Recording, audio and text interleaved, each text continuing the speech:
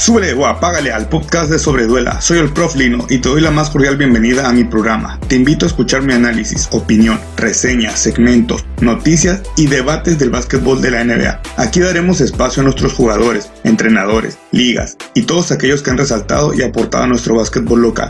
Tendremos invitados y colaboraciones en los podcasts, donde intercambiaremos nuestros puntos de vista en nuestros debates. Te invito a que me des tu opinión e intercambiemos nuestras ideas que tenemos sobre este hermoso deporte llamado básquetbol. Te invito también a que me sigas en las plataformas principales de audio digital, incluyendo tu favorita. Sígueme en mis redes sociales de Sobreduela, YouTube, Facebook, Instagram y Twitter. Forma parte de nuestra comunidad, cambiemos el chip y retroalimentemos nuestro camino al éxito. Gracias y no olvides, súbele o apágale.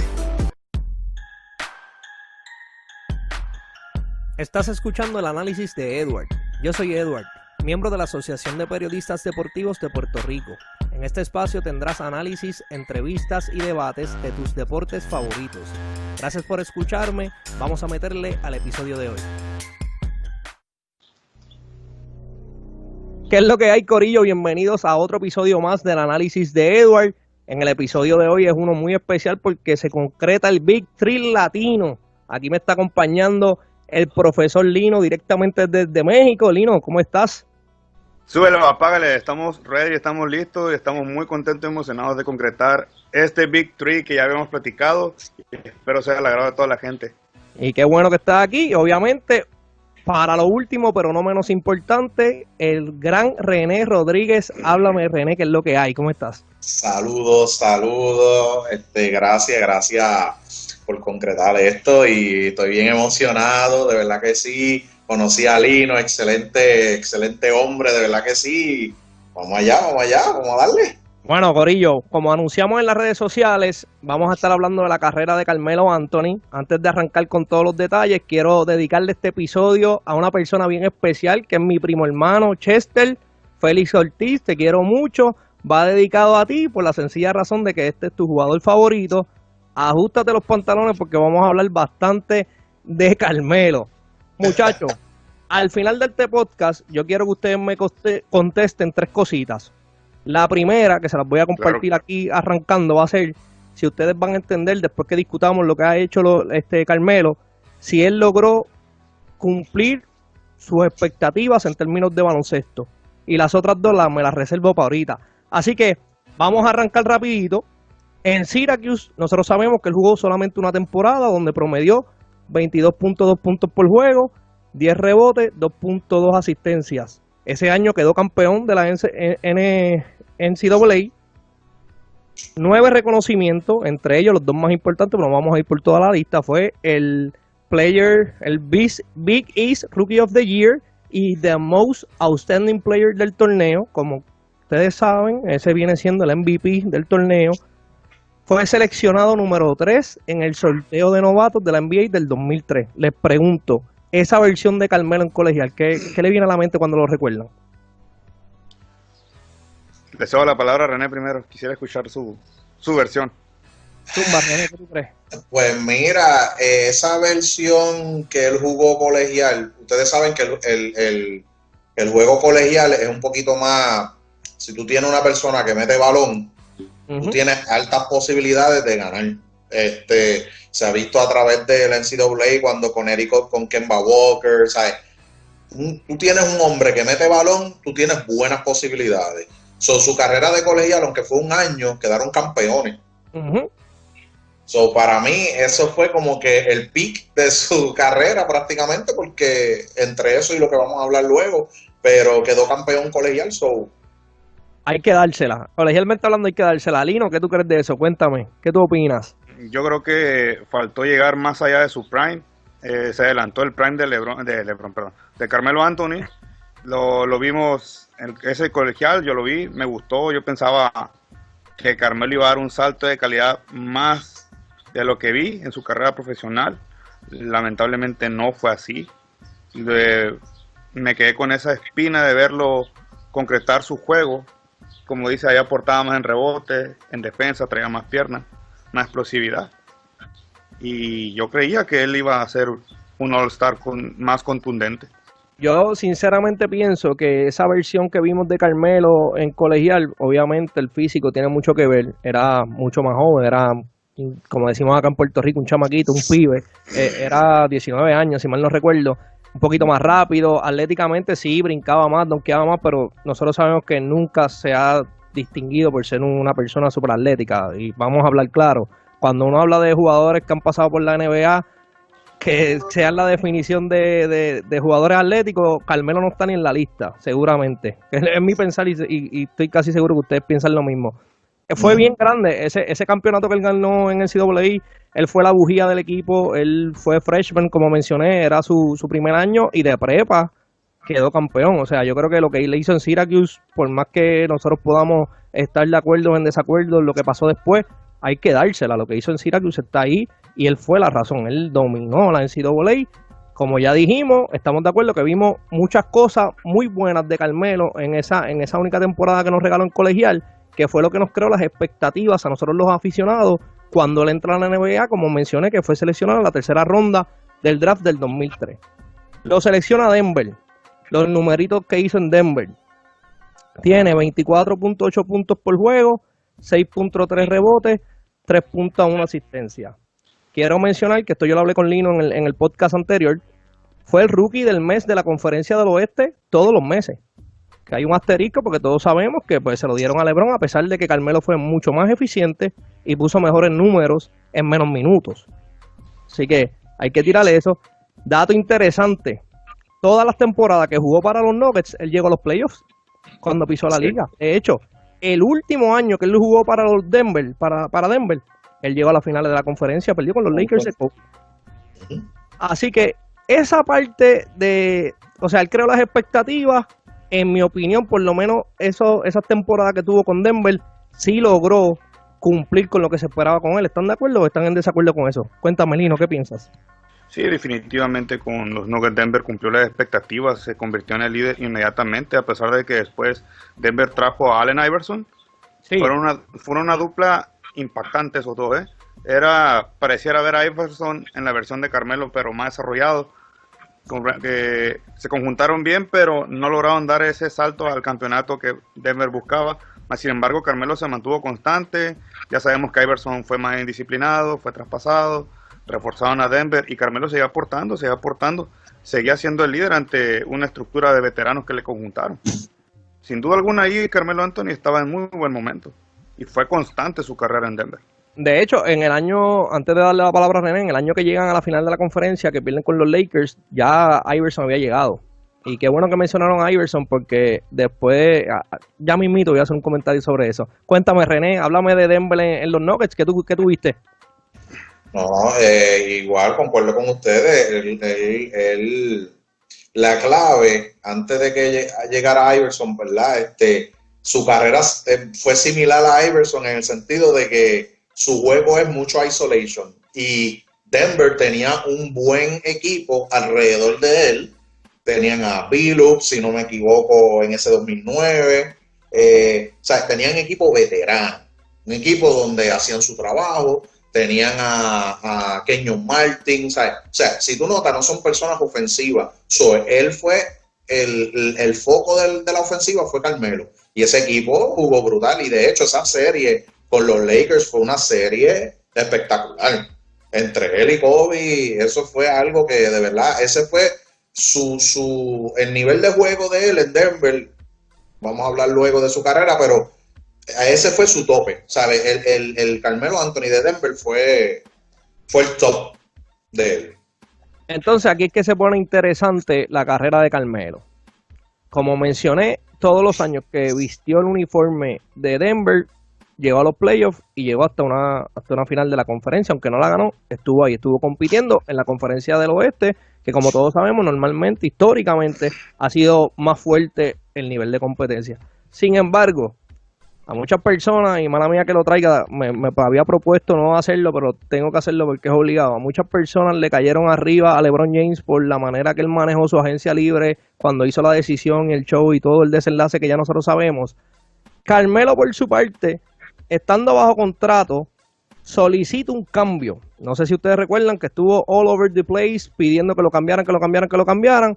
hasta que por fin se dio el cambio donde Denver cede o traspasó a Carmelo, Chauncey Billups, Sheldon Williams, Anthony Carter y Renaldo Bachman, que by the way juega aquí en el baloncesto superior nacional con los Capitanes de Arecibo y para la selección.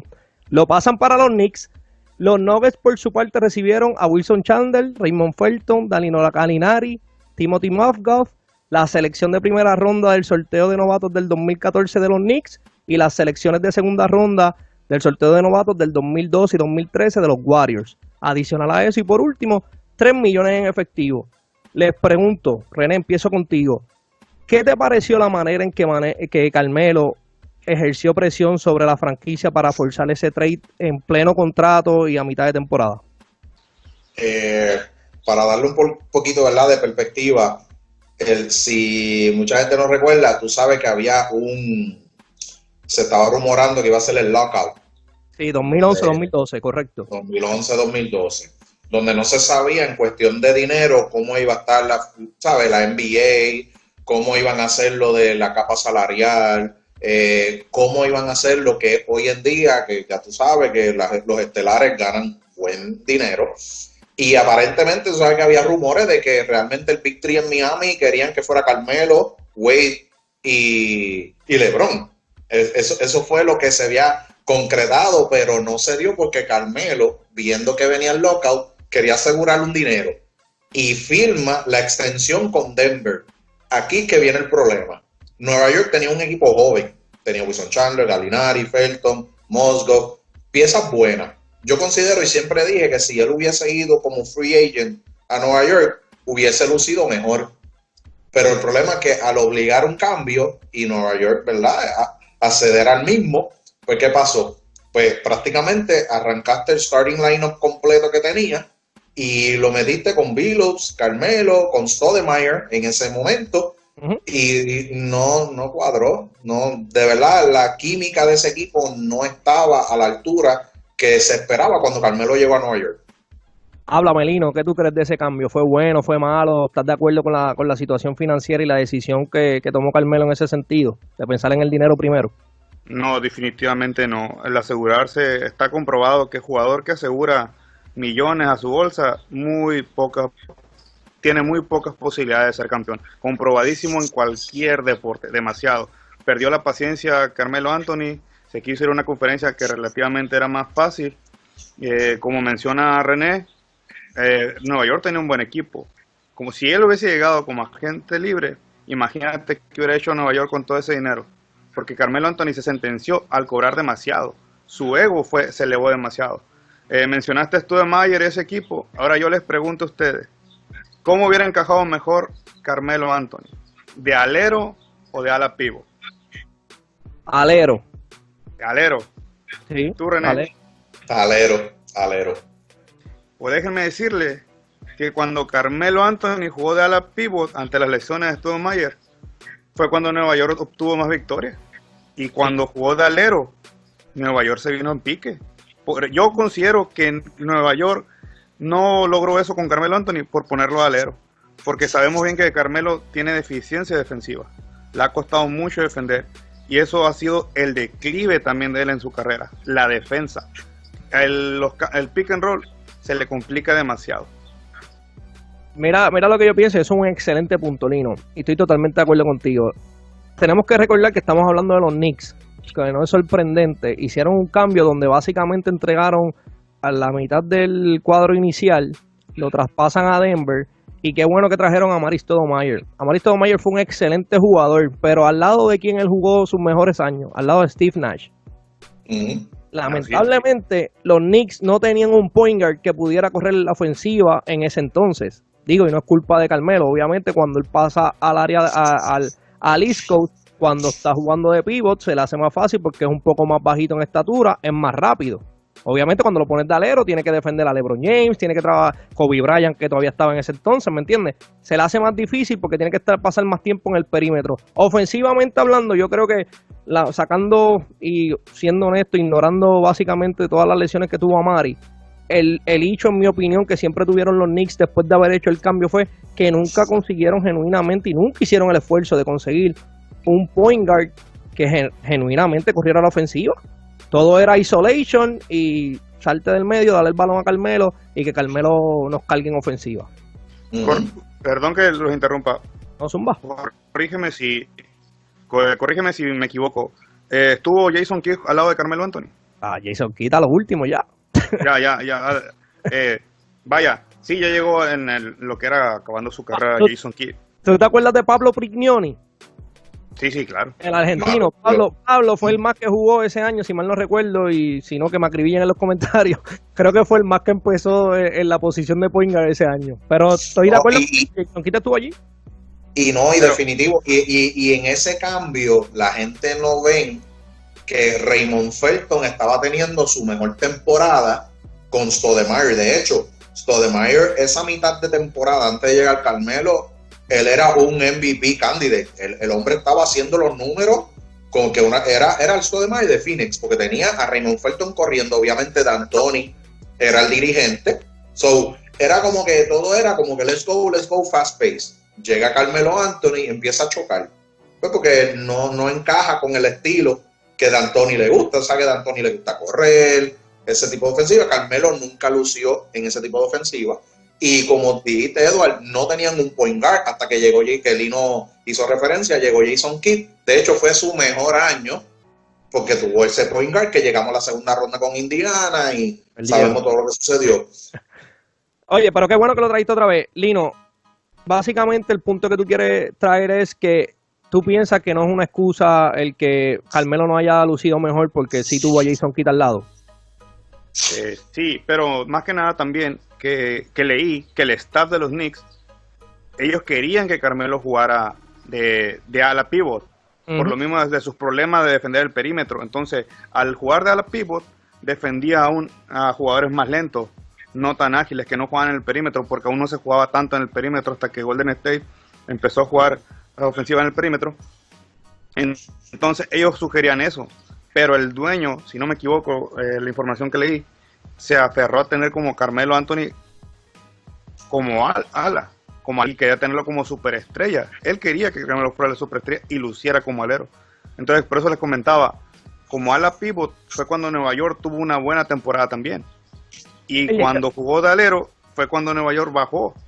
Y qué bueno, y eso es muy cierto, y esos datos están ahí, qué bueno que los traíste. By the way, hemos mencionado después del cambio, nos enfocamos mucho en New York. Déjame aprovechar. Carmelo cuando llega a New York empieza a promediar 24.7 puntos por juego, 7 rebotes, 3.2 asistencias. Dato curioso, hizo los playoffs en el 2011, 2012 y 2013 con los Knicks. Sin embargo, aquí es donde viene y siempre ha estado la discordia. Hubo muchas personas que no estuvieron de acuerdo con el cambio, siempre pensaron que los Knicks dieron demasiado, que el return no fue el mejor. Solo como dato curioso, a marzo 7 del 2016, una comparativa del récord de victorias y derrotas, después de haber hecho el cambio que discutimos hace un ratito, entre las franquicias, Denver tenía un récord de 203 victorias y 196 derrotas. Por su parte, los Knicks tenían 184 victorias y 220 derrotas. So que varios años más tarde, cuando tú miras, por lo menos en términos de victorias y derrotas, todo indica que Denver le fue mejor. ¿Qué ustedes opinan de eso? Yo creo que no encajó, yo creo que no encajó en el sistema de Anthony y se vio reflejado. Bueno, ahorita vamos a pasar para los Rockets. No encajó, no lució, no pudo ser rentable en ese sistema. No logró adaptarse. No le trajeron tampoco un coach que lo pudiera adaptar al juego, que lo hiciera lucir a Carmelo Anthony. Y de hecho, cuando estuvo Jason Kidd, perdón que lo vuelva a mencionar. No, zumba. El camerino, el grupo de los Knicks estaba más unido. Se fue Kidd y el equipo cambió también rotundamente. Corrígeme si estoy mal, René. Correcto. Sí, correcto, eso es correcto. Jason Kidd es un líder innato, o sea, obviamente injusto, y por eso hice la aclaración ahorita. Cuando Jason Kidd llega a los Knicks, ya había pasado el prime. Pero sí, si usted busca la historia de Jason Kidd desde que entró a la liga fue un líder. Era un point guard que dominaba el juego, corría la ofensiva, era una buena presencia en el camerino. O sea, el impacto que tenía dentro y fuera del juego y de la cancha era incalculable. Ahorita mencionamos algo en términos de Iverson y Carmelo, y específicamente en New York. Quiero hacer este comentario antes de seguir con todo lo que nos queda de Carmelo. es que para mí, cuando Carmelo llega a los Knicks, que llegan esos 3 playoffs consecutivos, después dejan que solamente se concentran en anotar y nada más, a mí me parece que a él se le pegaron las malas costumbres de Allen Iverson. Y me explico. Iverson llega a Denver, si ustedes recuerdan, porque Iverson, la realidad era que ya no tenía la misma velocidad y la misma explosividad que tenía antes. Ya en aquel entonces, cuando él pasa a Denver, los jugadores que estaban entrando a la liga, los que jugaban en la posición 1, la posición 2, eran jugadores mucho más rápidos, mucho más altos, mucho más atléticos, mucha explosividad. Y ya Iverson, la realidad era que había perdido un poco de velocidad en términos de tratar de contener jugadores, era sumamente difícil. ¿Qué pasó con Iverson? Y lo uso de ejemplo porque, en mi opinión, cuando estuvo en New York fue cuando más se vio. Iverson nunca quiso aceptar su rol en el equipo. Solamente pensó en él y fue egoísta. Y en el caso de los Knicks, a mí me parece que sí hubo más factores. No tuvo, la gerencia en ningún momento hizo genuinamente un esfuerzo por traer un equipo que complementara a Carmelo. Pero también Carmelo nunca quiso aceptar su rol. Él quiso siempre ser la figura principal, a pesar de que tenía grandes deficiencias. O sea, lo tengo que poner en la 4 para que pueda lucir bien y nosotros poder conseguir más victorias, porque si lo pongo en la posición 3, me lo acribillan porque no puede defender a nadie en el perímetro. ¿Qué ustedes creen? ¿Se le pegaron las malas costumbres de Iverson a Carmelo cuando estuvo en New York o me estoy yendo en un viaje bien brutal? Bueno, yo personalmente yo creo que él siempre tuvo, el juego de Carmelo siempre tuvo esa tendencia, ¿sabes? Si tú notas la carrera de Carmelo desde que estuvo en Syracuse, como dije al inicio, él era un isolation player. Ese tipo de juego era lo que lo distinguía a él y lo que era su fuerza. Lo que pasa es que Denver es una franquicia way better, ¿verdad? Mucho mejor que los Knicks. Cómo se corre, cómo hacen los draft picks, qué jugadores ellos firman en agencia libre, etcétera. Cuando él estaba en Denver, él tenía un equipo que era de excelencia, ¿sabes? Obviamente ellos cogieron a Allen Iverson tratando de get over the hump y tratar de subir a ese nivel, pero pues sabemos que eso como que esa mezcla no era muy eficiente. Llega a Nueva York, que dicho sea de paso, firman a Tyson Chandler, ¿verdad? Y se había dicho que ellos le dieron las amnistías a Billups en ese año. Para los que no están escuchando, la amnistía lo implementaron para que si tú tienes un jugador que tú no le quieres pagar y que no esté en la capa salarial tuyo, tú le pagas, pero como dicen por ahí, como acá en Puerto Rico, por debajo de la mesa y no cae con tu capa salarial. Ese cambio, eso es lo que hicieron, se supone que fuera para que trajeran a Chris Paul. De hecho, Chris Paul quería ir para Nueva York a jugar con Carmelo Anthony. Y vino la gerencia y firmó a Tyson Chandler. Y volvemos con la misma cuestión, no tuvimos point guard.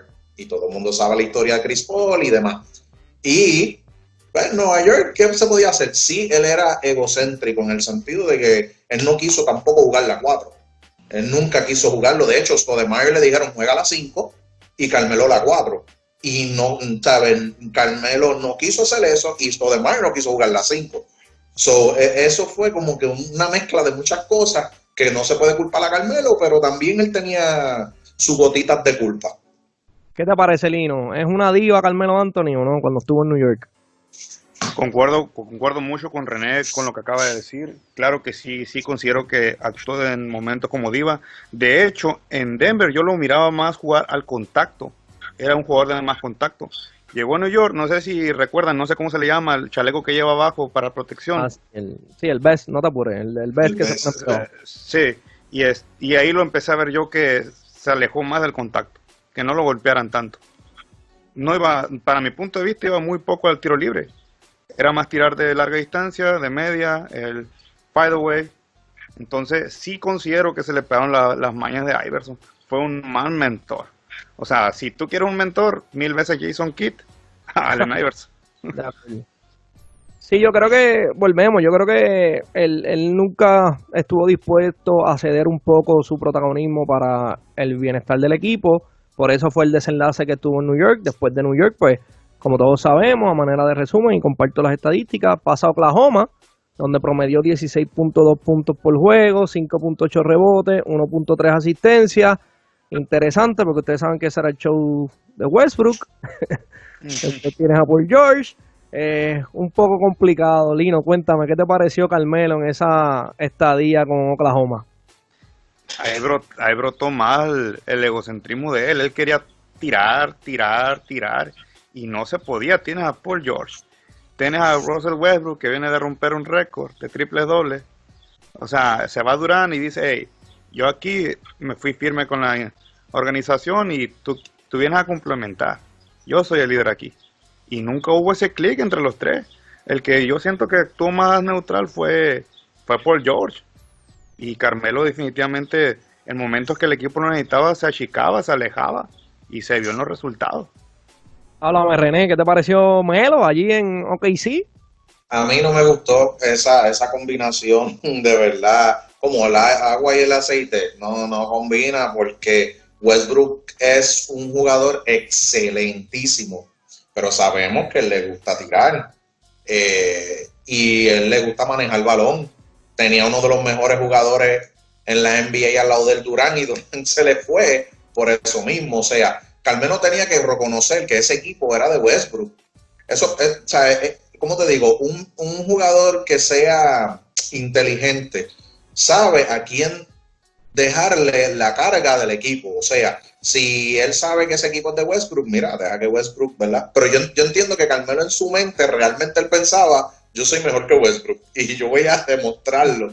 Y no, de verdad que no combinó. No, yo creo que sí, yo creo que ahí volvemos, una combinación de ambas cosas. Primero, a mí me parece que Billy Donovan nunca, sinceramente, tuvo un sistema de juego que se atemperara a tratar de encajar las piezas que tenía. Está el factor de que Carmelo, volvemos, no tenía esta lucha de que no quería reconocer su rol. Aquí tú no eres el protagonista, tú no eres el líder del equipo. Aquí tenemos a Westbrook, que es el que está corriendo el show, como mencionaba Lino, viene a hacer la historia. Son pocos, Carl Robertson y él, los que promedian un triple doble en toda una temporada.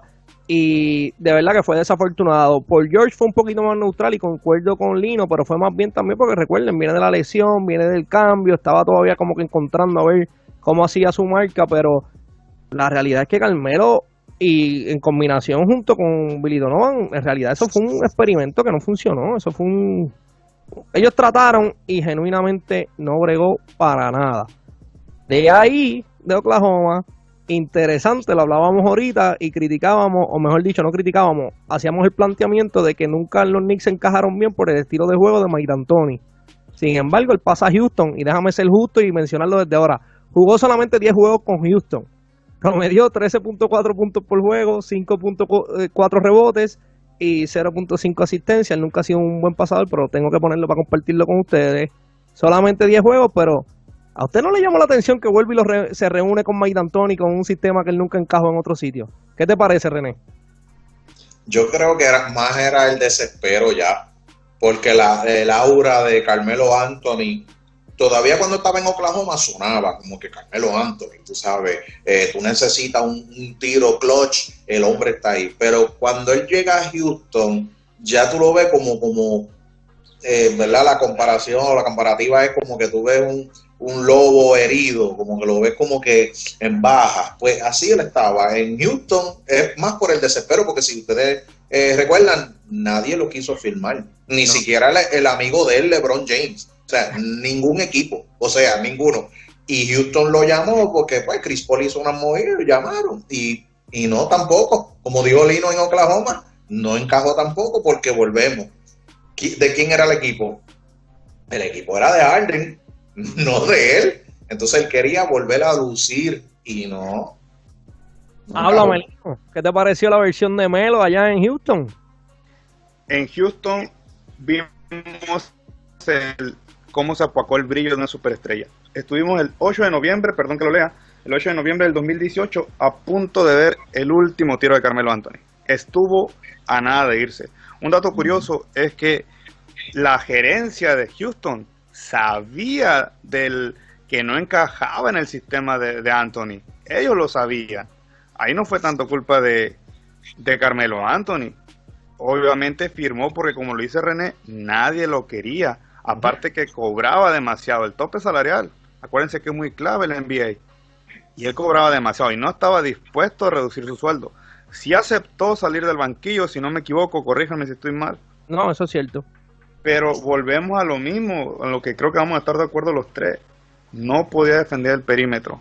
El pick and roll mataba a Carmelo Anthony. Aparte, ya los años empezaban a pesar, se le miraba un poquito pasadito de peso ya, entonces no lograba encajar, no logró encajar. Aceptó salir de la banca, pero no lograron adaptarlo al perímetro de nuevo. El básquetbol ya había evolucionado. Si no me equivoco, ya Golden State empezaba a jugar con el small ball, Sí. empezaba a haber más tiradores, entonces se le complicaba demasiado. Es donde vuelvo yo y les digo, para mí Carmelo, en esa circunstancia, ya era para que hubiera jugado de ala pivot, de 4. Ahí no se hubiera visto tan deficiente defensivamente y hubiera lucido un poco más. Pero juega su último partido, al día siguiente van a jugar contra San Antonio, si no me equivoco. Ahí la gerencia ya le dijo, muchas gracias, se acabó. Porque ustedes saben que en la conferencia oeste es muy complicado, no puedes regalar partidos, no puedes estar perdiendo partidos y partidos porque te quedas fuera de playoff. Imagínense, James Harden y Chris Paul tuvieron que aceptar que se tenía que ir Carmelo Anthony. Y por eso ahí estuvimos a punto de ver retirándose a Carmelo Anthony y no volver a pisar una cancha. Y qué bueno que lo menciona porque fue muy cierto. Esa corta estadía con Houston yo creo que le hizo más daño que bien en términos del valor que pudiera tener como jugador. Pero sin embargo sí hubo un equipo que se tomó el riesgo de volverlo a firmar, que fue los Portland Trail Blazers, que es donde actualmente está jugando. Está promediando hasta ahora 15.3 puntos por juego, 6.3 rebotes, 1.6 asistencia. Sin embargo, aunque está ya mayor, estamos todos de acuerdo que ya el prime empezó a decaer. No es el mismo Melo, si lo comparamos con Syracuse, sería injusto. No es el mismo Melo que estuvo en New York, vamos a ponerlo así para hacer una comparación más precisa.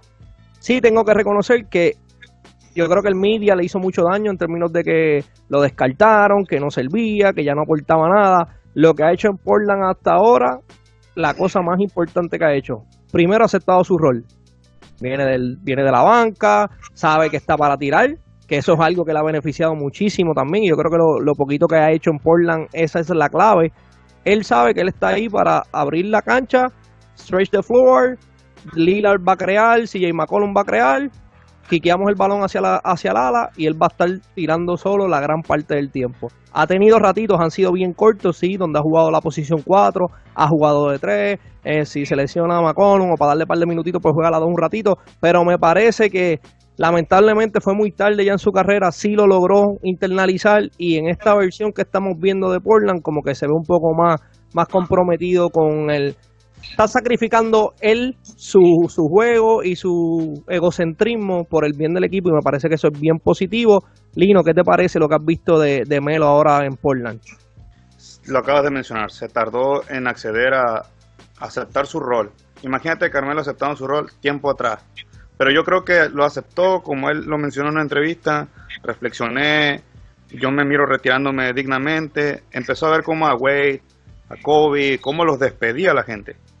Entonces, él decía, yo me miro así, y cedió. Yo creo que ha cedido también para retirarse lo más digno posible en su carrera. Porque imagínate haber visto a Carmelo antes de retirarse de la forma en que estaba. Prácticamente echado, corrido, congelado. ¿Tú te imaginas a un Carmelo así? No, ha estado cerca, pero no, de verdad que no. O sea, yo era fan de Carmelo cuando llegó, me gustaba su juego. No me desagradaba que tirara, pero sí le ganó el ego. Entonces se tardó en aceptar su rol. Lamentablemente se le pasó ya su prime. Aporta buenos números, ¿eh? El porcentaje de tiro de 3 es, si no me equivoco, 37.1%. No está nada mal para 36 años de edad. Y como lo mencionamos en el podcast anterior, salvo esta congeladora que tuvo, ha estado constante en su carrera. Totalmente de acuerdo. Háblame, René, ¿qué tú crees? ¿Es bueno para Portland? Bueno, él reconoció ya, porque él, como dijo Lino, ¿verdad? Él sabía que ya su tiempo había pasado, sabía que todo el mundo quería a Wade como, o sea, lo más increíble es que Wade ha sido campeón y aceptó los últimos años de él venir del banco. Él decidió decir, mira, cuando él fue a Cleveland, él decía, yo vengo del banco, no importa. O sea, se reconoció, pero Carmelo nunca quiso reconocerse. Y el único, mira, imagínate, en su carrera, todos los años, él era starter. Yo estoy viendo aquí la estadística desde el 2003-2004. Todos los años él era starter. El único año que él no fue starter fue con Houston, que sabemos que duró nada, y con Portland. Y Portland se hizo starter por las lesiones de Portland. Y, ¿verdad? Pero estaba jugando menos minutos, estaba haciendo su trabajo. Él sabía que era Lillard y McCollum. Y yo vengo a aportar. Pero lo reconoció, como dijo Lino y como dijiste, Edward, lo reconoció muy tarde. Mira, en el año 2000... tarde que nunca, René, ¿viste? Por lo menos mejor tarde que nunca. Si no, definitivamente es difícil, Edward, porque ahora mismo tiene 35 años. Mira, estoy mirando 35 años, ya no le queda, de vida de baloncesto ya no le queda. Sí, mira, dándole un poquito para atrás en Nueva York, cuando llegó el Insanity, todo el mundo que él no quería esa cuestión, él quería ser el hombre en Nueva York, no Jeremy Lin. O sea, tú tuviste tu tiempo, pero este es mi equipo. Entonces, por el bien del equipo, él pudo acceder a muchas cosas, pero no quiso. En Portland, pues lo está haciendo, pero para mí ya es muy tarde ya. Too little, too late para mí. Está bien. Entonces, para ser justo y para no estar hablando tan mal y tan despectivamente de Carmelo, aquí voy a traer lo positivo. La participación que ha tenido con el Team USA. Ha representado a los Estados Unidos en 4 ediciones de las Olimpiadas. La primera todos sabemos que fue en el 2004, rookie, empezando junto con LeBron y él, LeBron, él, Bosh y todos los chamaquitos que estaban empezando sus carreras. En el 2004 ganaron la medalla de bronce. Aportó bien poco, lo que jugaba eran 6.7 minutos nada más. Solamente 2.4 puntos por juego, 1.6 rebotes en 6.7 minutos. Esa ganaron bronce, no participó mucho, pero hay que reconocer su participación en la Olimpiada del 2008. 11 Oye, puntos. Eduard, Dígalo. perdón, pero como dato en esa Olimpiada, ¿quién iba como líder? Ahí en ese equipo tú dices. ¿De Estados Unidos quién iba como líder? De Estados Unidos tenían un revolú, tenían a Iverson, tenían a Kevin Garnett, si mal no recuerdo, tenían una mezclolanza que en realidad yo estaba viendo el roster antes de cuando me estaba preparando para este podcast, y es que en realidad tú no sabes distinguir quién, era una mezcla de jugadores que de verdad yo no encajaban, pero ¿qué es lo que tú me quieres decir? ¿Que Iverson era el líder de ese equipo? No, ¿quién fue el que no logró que ese equipo no brillara? Allen Iverson, la indisciplina. Sí, claro. O sea, fue en el punto de indisciplina Allen Iverson a esa selección. Sí. No, y como dije, y qué bueno que lo traíste, coincide con Iverson en el 2004, después más adelante se encuentran, pero en particular ese equipo, esa edición del Team USA, yo no sé qué tú piensas, René, pero es que de verdad tú ves el roster y ese roster no se complementan. Eso fue como con 20 tú y vamos para allá. Lo que pasa es que, mira, tenían a Allen Iverson, a Stephon Marbury. Marbury. Tenían Dwayne Wade, chamaquito, Carmelo y LeBron, chamaquito. Tenían a Mark Stoudemire, Tim Duncan, Lamar Odom, Richard Jefferson, Carlos Boozer, a Mecca Okafor. Imagínate, mírate eso. O sea, no, el equipo no era de verdad. Ganaron lo que merecían ganar. Ese bronce porque hubieron otros equipos que jugaron mejor. No, y Argentina tiene una Olimpiada que de verdad hay que quitarse el sombrero. Sí, no, muchacho, eso. Por ende. Pero buen punto, Lino, excelente punto. Es una buena conexión porque fíjate, si miramos hacia atrás, es bien interesante. La primera interacción que tiene Carmelo con Iverson fue en el 2004, que estaba empezando su carrera, y después más adelante todos sabemos lo que pasó en Denver. Es lo que te digo. O sea, hasta Tim Duncan aceptó que por culpa de Iverson nunca tuvieron la química.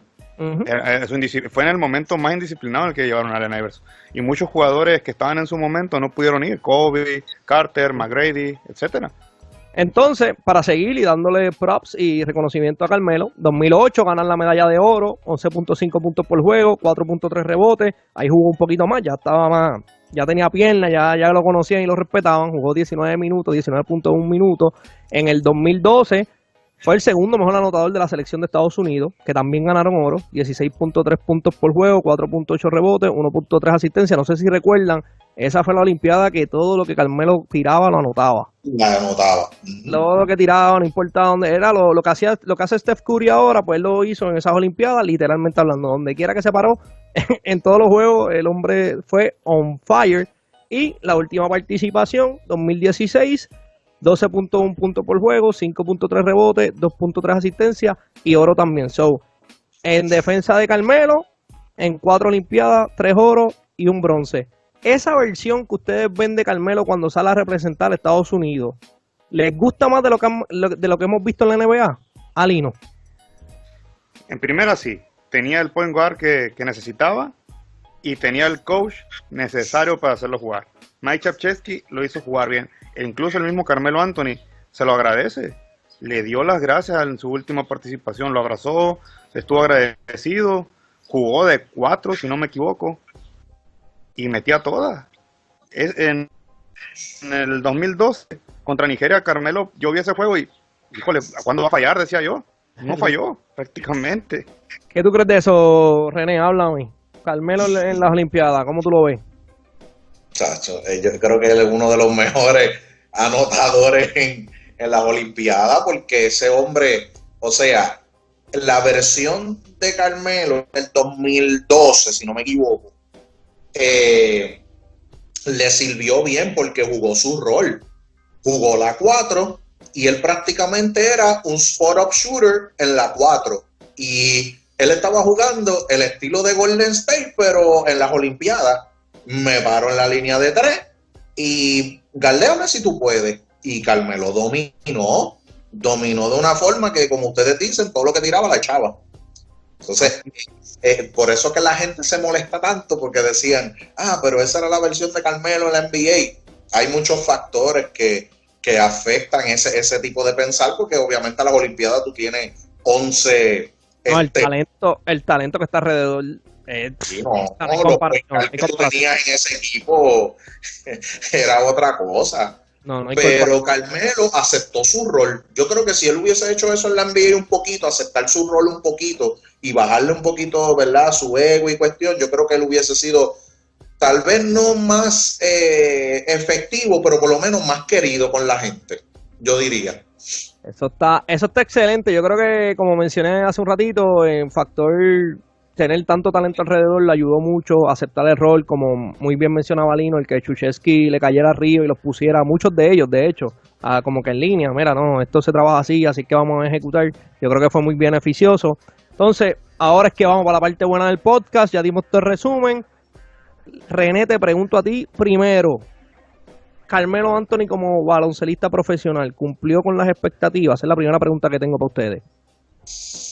Wow.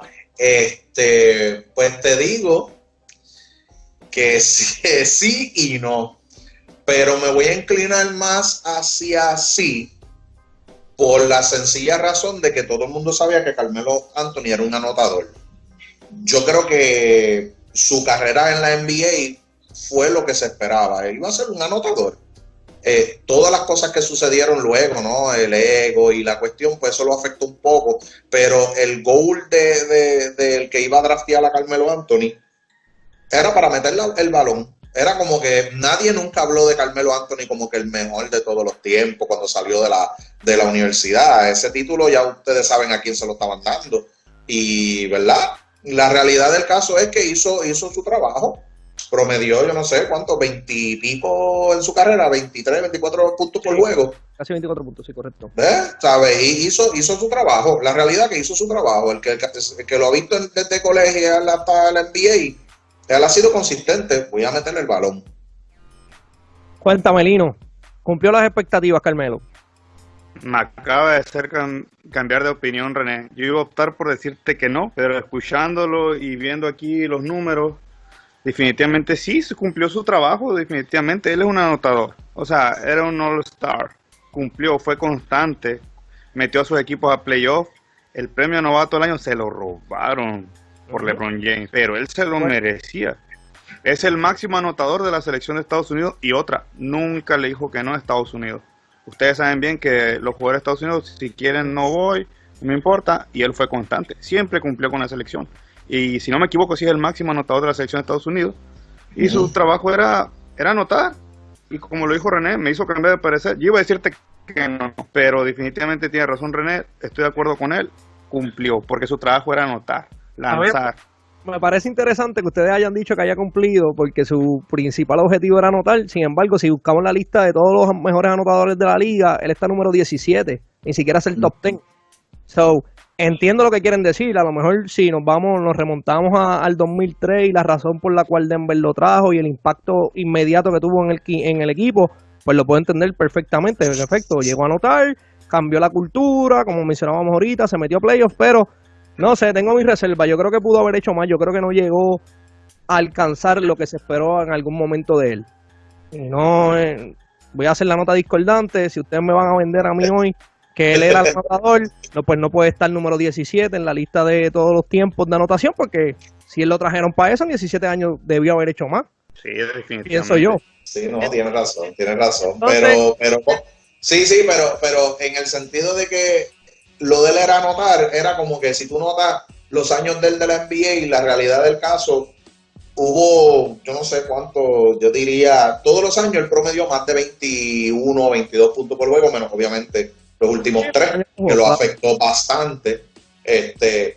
Pero hizo su y también yo digo, hay cosas que pasaron tras bastidores en su carrera que no fueron culpa de él, como la gerencia de Nueva York, lo drafteó Denver y no lo drafteó Detroit, por ejemplo. Son cosas que no son culpa de él, pero yo digo que su carrera fue bastante sólida y para mí hizo lo que... Entonces, Lino, te tengo otra pregunta más interesante. ¿Es Carmelo Anthony déjame parafrasear esto para no fallar?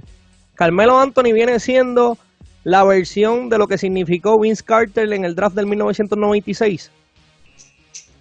No, definitivamente no. Vince Carter fue rentable.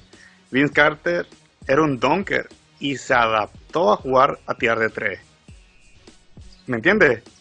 Sí, jugó 22 temporadas y nunca nadie le cerró las puertas para contratarlo. O sea, aquí, ¿cuántos ves que se adaptan al tiro de 3 hoy en día? No, bien poco. Y Vince Carter, viniendo de la old school, que podemos decir que es vieja escuela, se adaptó. Si no es por el coronavirus, disfrutamos un poquito más de Vince Carter sus tiros de 3, pero él mejoró y cambió su estilo a tirar de 3.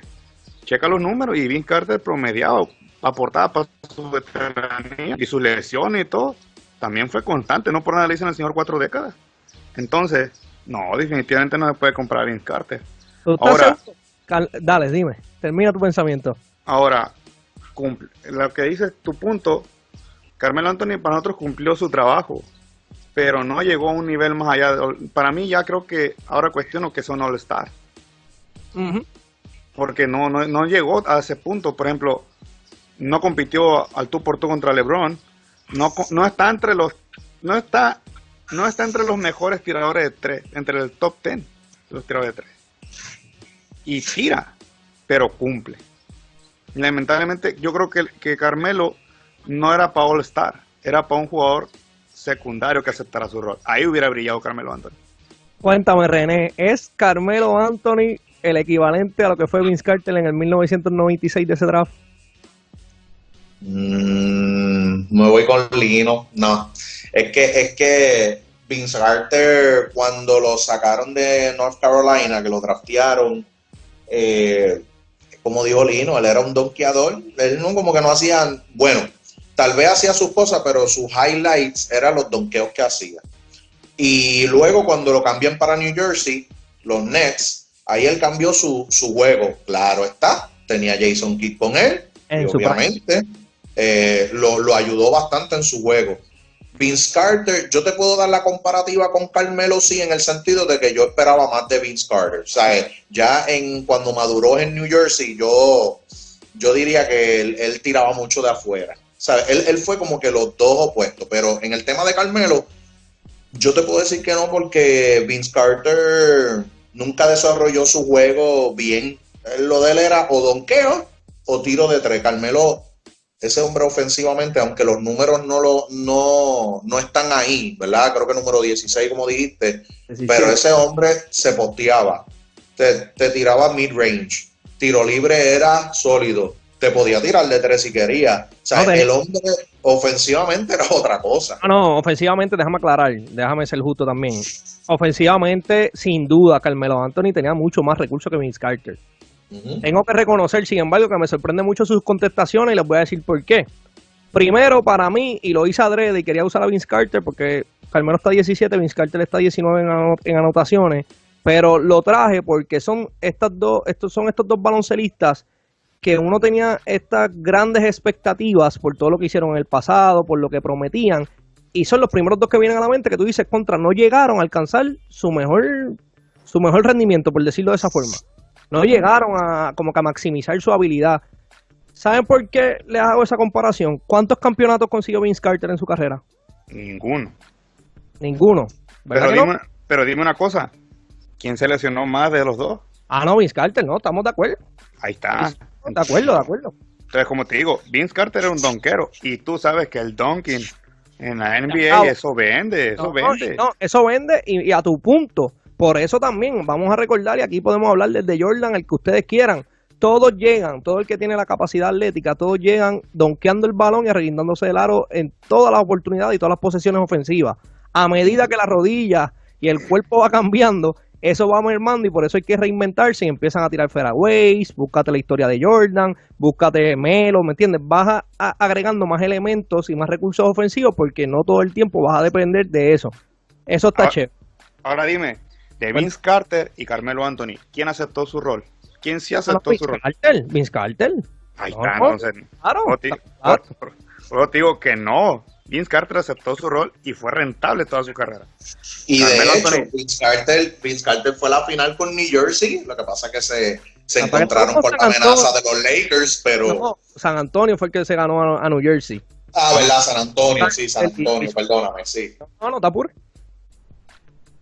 Entonces, la última pregunta, perdona que te interrumpa, para cerrar esto con broche de oro. Y Chester, mi primo, sé que se va a aprender con esto, pero les pregunto a los dos y pueden contestar en el orden que quieran. Carmelo, cuando termine su carrera, ¿va a ser un Hall of Famer? ¿Qué dice René? Yo digo que sí. Wow. ¿Por qué? Yo digo que sí. ¿Por qué? Porque ahora mismo cuando cogen a los jugadores para Hall of Fame, dicen que es el Naismith Hall of Fame y utilizan tu carrera de universidad. Quedaste campeón, estampaste tu sello como uno de los mejores, aunque jugaste un año, llegaste freshman y quedaste campeón en Syracuse. Y su carrera ha sido sólida. ¿Sabes? Si tú vienes a ver, esa carrera ha sido buena. No ha sido, yo no sé ni cuántos All-Star ha quedado Carmelo Anthony. Pudo haber sido Rookie of the Year, no se la dieron fine, pero el hombre, en su peak, estuvo en conversación MVP un par de veces. O sea, yo digo que su carrera para mí es Hall of Fame. Cuando tú ves las otras personas que han puesto, que tú dices, deja ver. Pero Carmelo, yo firmemente digo que sí. Lino, cuéntame, cuando se acabe todo, que enganche los tenis, el gran Carmelo Anthony, Hall of Famer. Mira, va a ser Salón de la Fama. Pero si yo tuviera que decidirlo, no lo meto al Salón de la Fama. ¿Por qué? Porque, ¿cuántos MVP ganó? ¿Cuántos MVP All-Star ganó? Sí, es cierto. No tiene ninguno. Uh-huh. No tiene ninguno. Y, ok, los números son fríos, los tiene, está bien. Lo que yo siento que lo rescata también, aparte del colegial, y creo que Prepa quedó campeón, si no me equivoco. Sí. Sí. Es la selección de Estados Unidos. Representó a su país y es el máximo anotador. Porque te recuerdo a Christian Laettner, él llegó como una promesa del colegial con Duke. Y su carrera no fue lejos de Carmelo Anthony, pero entró por el Dream Team. Entonces, si Christian Laettner, gracias al Dream Team, está en el Salón de la Fama, Carmelo Anthony va a entrar al Salón de la Fama también por Estados Unidos. Yo les voy a decir lo siguiente, déjame aclarar el dato. Carmelo ha sido 10 veces, ha participado en el Juego de Estrella. Yo honestamente, la realidad es que sí, le van a hacer Hall of Famer, va a ir al Salón de la Fama por ese muy buen punto que me lo robaste, Lino, y no lo habíamos hablado. Christian Laettner está ahí, hay dos o tres jugadores que podemos tener el debate en otro día de que no deben de estar. Si me preguntas a mí, la realidad es que una persona que no quedó campeón no tiene MVPs, solamente lo voy a premiar porque fue a las Olimpiadas y como todos reconocimos y acordamos ahorita, con un excelente talento alrededor, sin quitarle, porque volvemos, hizo el trabajo, específicamente en el 2012 fue su mejor actuación, a pesar de que fue el segundo mejor anotador del equipo. Como quiera, ese año hay que quitarse el sombrero. Pero la realidad es que, como decía hace un ratito, comparándolo con Vince Carter, son dos jugadores que, en mi opinión, pudieron haber maximizado mucho más su talento, pudieron haber hecho mucho más en su carrera, y lamentablemente yo creo que nos dejaron con ese what if de qué hubiese sido si hubiesen tomado mejores decisiones. En el caso de Carmelo, si hubiese dejado el ego al lado y hubiese sacrificado más cosas de él para ponerle el equipo al frente de él y esas cositas. Ya es tarde para ablandar la bichuela, como decimos en Puerto Rico, ya eso no va a pasar, ya lo que pasó, y eso es lo que hay. Pero si fuera por mí, honestamente, yo no lo consideraría para el Salón de la Fama, y sé que me va a caer chinche, pero esa es mi opinión. Pero sí, concuerdo con Lino, lo van a meter porque pues hay que ponerlo por la actuación de es que el Hall of Fame de la NBA o del baloncesto, porque no es de la NBA, es baloncesto, han sido un poquito más suaves, porque vea, yo estoy viendo la lista aquí, yo veo gente que yo digo, sí, no sé. Entonces, pues, ahí partiendo de esa premisa, de hecho, ellos toman en consideración jugador, si fue college player, si fue Olympic player, y yo digo, pues, en ese resumen, pues, sí, Carmelo Anthony va a estar ahí. Recordándole y repitiéndolo, creo que por tercera o cuarta vez, ¿a quién metieron al Salón de la Fama? A Allen Iverson. Si metieron a Iverson con todos los escándalos, porque considero que Carmelo Anthony no ha tenido escándalos fuera de la cancha, que eso es libre de cada quien.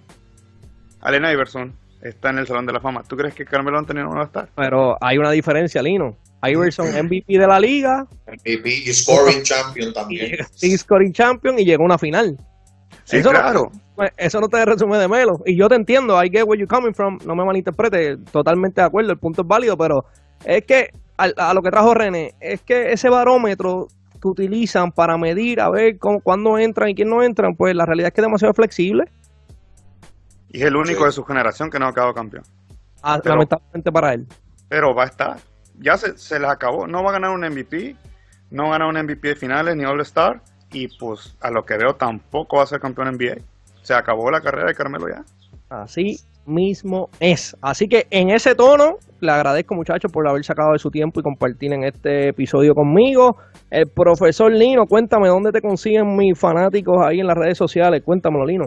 Súbele, págale. Me pueden encontrar en YouTube como Sobreduela, en la página de Facebook de Sobreduela, Instagram, Twitter, Spotify, Anchor. Ya estamos en esas plataformas y ojalá les guste el contenido y muchas gracias por invitarme. Un gusto, René.